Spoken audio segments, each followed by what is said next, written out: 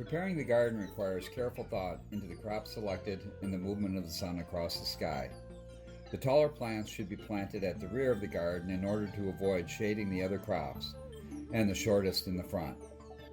We also need to consider the drainage of the system.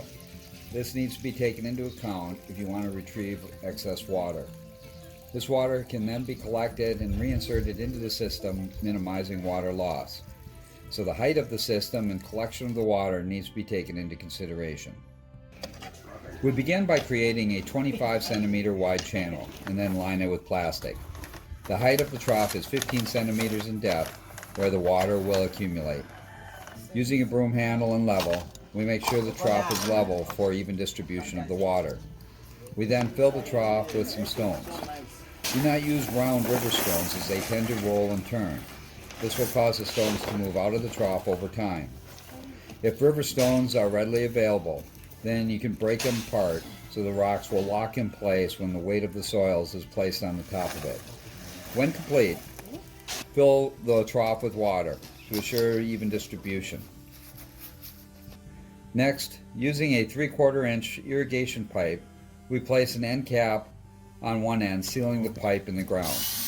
Using a small 3/32 inch drill bit, a hole is drilled about every 10 to 15 centimeters that will slowly drip into the system. Then lay the feed pipe on one side of the trough. Due to temperature differences, a drip feed prevents shocking the plant and potentially damaging the crops. Using the same irrigation pipe, we leave the end open. About every 10 centimeters, we drill a hole roughly 10 millimeters in diameter. Using a drainage sock, we tie a knot on one end and insert the tube into the drainage sock. We then strap the sock to the pipe to hold it in place, but is not necessary. The drainage sock allows for the flow of water out of the trough and prevents dirt from accumulating in the tube that would plug the drain.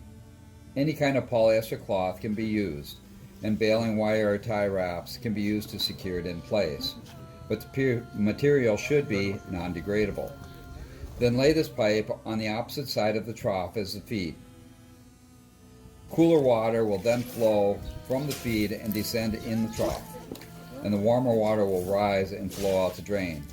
If the garden is uncovered and heavy rains occur, this drain will prevent flooding. Now cover both tubes completely with rocks and fill the trough to ensure the movement of water out of the drain pipes. Be sure the feed and drain pipe tubes are marked. Now fill the garden with soil. The distance between the top of the trough and the surface needs to be 40 to 50 centimeters in depth. In order to support the size of the garden, rocks were used to maintain the soil within the garden. The drain tubes were then cut off, but can be routed for collection to return back into the system. As this is an experimental garden with a variety of plants, each with their own needs, a shutoff valve is installed for each row so the water injection can be targeted to a specific row. For watering 3 rows of plants and 8 plants in each of the rows, there will be a total of 24 plants to account for. At 1/2 gallon per plant per feeding, a total of 12 gallons is needed for the supply. We double this amount to account for flushing of the system of hot water, or 24 gallons per flush.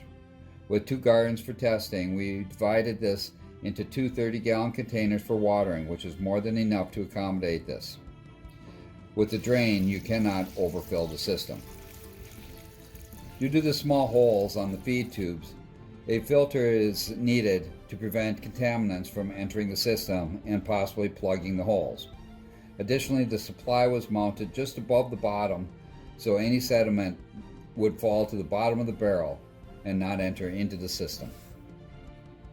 Using standard gardening techniques, plant the crops and surface water them until the plant demonstrates enough growth where the roots have been established. Depending upon the plant, this should take 2 to 4 weeks. Once established, remove the surface watering and cover the plants during rains to prevent the soils from saturation. This forces the plants to root down and find the water in the trough, and this is a natural process within the plants. Depending upon the plant and growing conditions, this may take 1 to 2 weeks. Once the plants become rooted in the trough, growth will amplify. After this, there is no need to continue to cover the plants as fresh rainwater amplifies growth, but is not needed. Here we decided to duplicate drought conditions, and using plastic we covered the garden, preventing any surface moisture. This also prevents weeds from taking root.